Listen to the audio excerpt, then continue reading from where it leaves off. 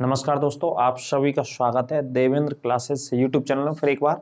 तो आज चर्चा करेंगे जो लेटेस्ट वैकेंसी आई हुई है जिसके लिए आप अप्लाई कर सकते हैं, जिसके लिए आप कड़ी मेहनत करते हैं, लगातार संघर्ष करते हैं। तो आपको जो भी वैकेंसीज आती हैं आपके हिसाब से, जिस क्राइटेरिया एज के क्राइटेरिया में यदि आप आ रहे हैं या आपने वो क्वालिफिकेशन ले रखी है तो आप फॉर्म अप्लाई कर सकते हैं इन सारी वैकेंसी में। तो आज देखते हैं 2 वैकेंसियों के बारे में आपको इसमें बता रहा हूँ।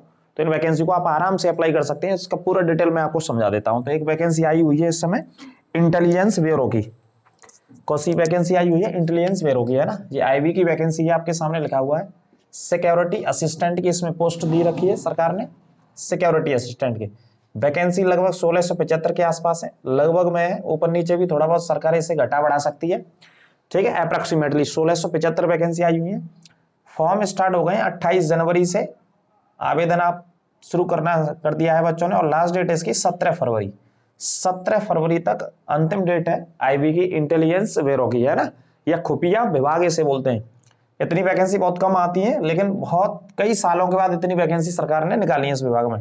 क्वालिफिकेशन है आपकी 10th यदि आपने पास कर रखा है, और लोकल लैंग्वेज का आपको ज्ञान होना चाहिए, है ना, स्थानीय भाषा। जैसे यदि आप उत्तर प्रदेश में रहते हैं तो उत्तर प्रदेश के जैसे आगरा में, अलीगढ़ में, मथुरा में या कहीं आसपास के जिलों में रहते हैं तो आपको अपनी लोकल लैंग्वेज मतलब हिंदी का ज्ञान अच्छे से होना चाहिए। 10th पास लोकल लैंग्वेज। और एज का क्राइटेरिया इन्होंने दे रखा है, एज है इस भर्ती के लिए 18 से 25 साल। तो आप इसे अप्लाई कीजिए, बहुत अच्छी पोस्ट है, शानदार पोस्ट है ना। जो भी लगातार आप तैयारी करें, देखो एग्जाम का क्या पैटर्न रहेगा, पेपर में दोगे आप, मैथ आप पढ़ रहे हैं, रीजनिंग का प्रैक्टिस चल रहा है आपका, इंग्लिश इसमें पूछी जाएगी, नॉर्मल है ना, 10th लेवल का आपको ज्ञान इंग्लिश का होना चाहिए। करंट अफेयर्स अलग से लिख रखा है, जनरल अवेयरनेस और सामान्य ज्ञान। करंट अफेयर्स अलग से लिखा है इन्होंने यहाँ पे, और जीके भी लिख रखा है सिलेबस में, है ना। तो ये पार्ट मिला करके पूरे कितने मार्क्स का पेपर बनना है? ये 100 मार्क्स का पेपर पूछा जाएगा, जो प्री एग्जाम होगा ये आईबी का। कौन सा होगा? ये प्री एग्जाम होगा इंटेलिजेंस ब्यूरो का, है ना, खुफिया एजेंसी का। 1/4 की नेगेटिव मार्किंग इसमें होगी पहले पेपर में, 100 मार्क्स पूछे जाएंगे पूरा। इसे जब आप क्वालिफाई कर लेंगे तो इसके बाद सेकंड एग्जाम होगा, क्योंकि थोड़ा सा कंपटीशन लगातार बढ़ रहा है, तो एक सेकंड एग्जाम भी इसमें कर दिया आईबी वालों ने, है ना। ये जो एग्जाम हो रहा है वो डिस्क्रिप्टिव एग्जाम होगा, है ना, लिखित में एग्जाम होगा। आपको जो जवाब देना होगा वो कैसे देना होगा? लिखित में जवाब देना होगा, ठीक है। 500 शब्दों का अनुवाद किया जाएगा इसमें, अनुवाद आपको करना होगा 500 शब्दों का लिखित में अपनी लोकल भाषा में।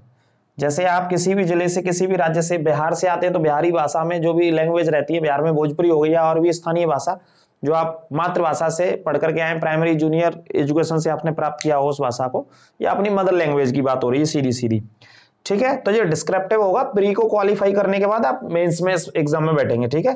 तो डिस्क्रिप्टिव होगा, ये भी 40 मार्क्स का होगा, इसमें मार्क्स दे रखे 40 मार्क्स का, 100 का ये होगा 40 का, तो टोटल 140 मार्क्स बनते हैं दोनों एग्जाम्स को मिला करके, ठीक है। ज्यादा कोई टफ नहीं है। लोकल लैंग्वेज तो सभी जानते हैं आप, है ना। जो भी बच्चा भाई, किसी ने यूपी में जन्म लिया है तो वो हिंदी बोलता होगा अच्छे से, कोई केरल में जन्म लिया है तो वो मलयालम अच्छे से बोलता होगा, महाराष्ट्र वाला मराठी अच्छे से जानता होगा बच्चा, गुजरात वाला गुजराती अच्छे से जानता होगा, है ना, तमिलनाडु वाला तमिल अच्छे से बोलना जानता होगा। तो भाषा का कोई दिक्कत नहीं है यहाँ पे, लोकल लैंग्वेज आपको आनी चाहिए, और बच्चा जन्म से सीखता है ना, जन्म लेने के साथ ही। तो ये वाला 40 मार्क्स का हो गया। थर्ड जो स्टेज है वो इंटरव्यू की, साक्षात्कार की थर्ड स्टेज इसमें बना रखी है। पर्सनालिटी टेस्ट थोड़ी सी, चूंकि आप जानते हैं इंटेलिजेंस ब्यूरो में ऑफिसर्स ही होते हैं, अधिकारी होते हैं, तो उसमें आप जाएंगे सिलेक्शन लेकर के, तो पर्सनालिटी और आपका ये स्पोकन जो तरीका होगा, बोलने का जो तरीका होगा वो चेक किया जाएगा आपका, है ना। तो इसके लिए भी उन्होंने बोर्ड ने मार्क्स रखे हैं, वो कितने रखे हैं? 50 मार्क्स रखे हैं, 10 और 40 ऐसे मिलाकर के टोटल 50 मार्क्स हैं इसमें। तो ये 3 टाइप का एग्जाम्स होगा, आपको घबराना नहीं है, 3 तरीके से होगा आपका, बस प्री एग्जाम है मेन।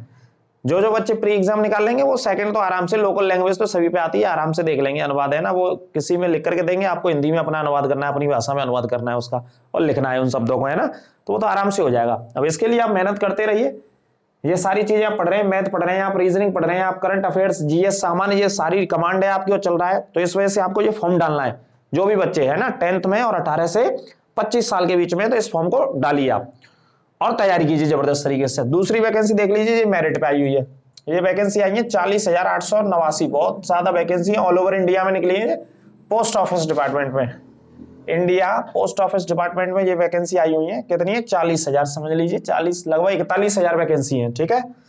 एज है 18 से 40, इसमें क्वालिफिकेशन इसमें भी 10th है ना, बस आप 10th पास होने चाहिए, 18 से 40 उम्र इसमें मांगी गई है।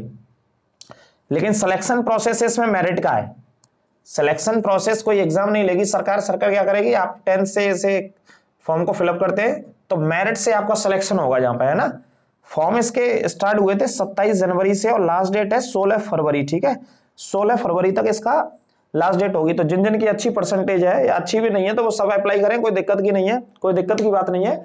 पोस्ट ऑफिस वाले भी 40,000 बहुत सारी वैकेंसी होती है, जिनमें से 7,000 के आसपास, 7,500 के आसपास उत्तर प्रदेश में ये वैकेंसी है ना। सभी स्टेट्स की अलग अलग वैकेंसी इसमें दे रखी है। तो पोस्ट ऑफिस में भी आप अप्लाई करें।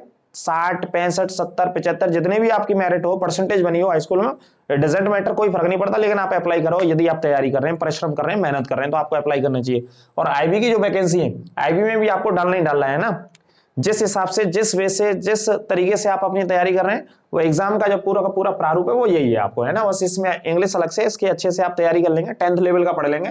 और बेसिक इंग्लिश तो सभी से आती है 10th लेवल की, तो है ना। नॉर्मल बच्चे अपने स्कूलिंग दिनों से ही पढ़ करके आते हैं, 8th 9th 10th में तो आप पढ़ते ही है, तो वही लोकल पूछा जाएगा, ज्यादा नहीं पूछा जाएगा इसमें। तो इसे भी आप अच्छे से तैयारी करें। और सेकंड तो लोकल लैंग्वेज में आराम से आप डिस्क्रिप्टिव का आंसर दे दोगे और कर लोगे इसे। उसके लिए प्रैक्टिस भी करा दी जाएगी आपको, है ना, चैनल के माध्यम से भी और ऑफलाइन क्लास के माध्यम से भी, जब आप इस पेपर को क्वालिफाई करेंगे। तो ये दोनों बहुत अच्छी भर्तियां हैं, दोनों का फॉर्म डालिए। दोनों का क्या तैयारी होगा, क्या स्ट्रेटेजी रहेगा, इसके इस वाले का एग्जाम जो आईबी का होगा वो अभी डेट नहीं है, एग्जाम जब भी होगा बता दिया जाएगा, आपको सूचना दे दी जाएगी। चैनल के साथ आप जुड़े रहिए, आपको नई नई भर्तियों के बारे में सूचना भी मिलती रहेगी। और निःशुल्क पूरा जीएस का कोर्स आपके सामने पढ़ाई जा रहा है। लगातार यूपी की सीरीज चल रही है, कुछ बच्चों ने डिमांड किया है यूपी की सीरीज को कंटिन्यू रखने के लिए, बिल्कुल कंटिन्यू चलेगी। बहुत सारे जिले उसमें पढ़ा दिए भी गए, जिनको भी उत्तर प्रदेश से स्पेशल या यूपी पुलिस का एग्जाम देना है वो लगातार उसे पढ़ते रहें, देखते रहें, नोट्स बनाते रहिए। और एंशिएंट हिस्ट्री का टॉपिक कंप्लीट है हमारा, मिडिवल का कंप्लीट है चैनल पर, मॉडर्न हिस्ट्री चल रही है, इसे भी बहुत जल्दी कंप्लीट कर देंगे। इसके बाद फिर एक नया टॉपिक आपके बीच लाएंगे हम। और बहुत सारी चीजों के लिए रात में 9 बजे ऑब्जेक्ट टाइप क्वेश्चंस के लिए आप जुड़े रहिए। करंट अफेयर्स की भी क्लासें आती रहेंगी, अलग अलग बच्चों को सुझाव आ रहे हैं, सारी चीजें आपको मिलेंगी, आप चिंता ना करें बिल्कुल। लेकिन ये वैकेंसी जो आपको बताई गई है इनके लिए आप फॉर्म डालिए और जबरदस्त तरीके से मेहनत करते रहिए, अपने लक्ष्य के प्रति बिल्कुल समर्पित रहिए। जो आपका लक्ष्य है, जो आपका गोल है, उसके लिए आप समर्पित रहिए और ध्यान और मन लगा करके मेहनत कीजिए। फिर अगली वीडियो में फिर एक नए टॉपिक के साथ मिलेंगे, जब तक नमस्कार।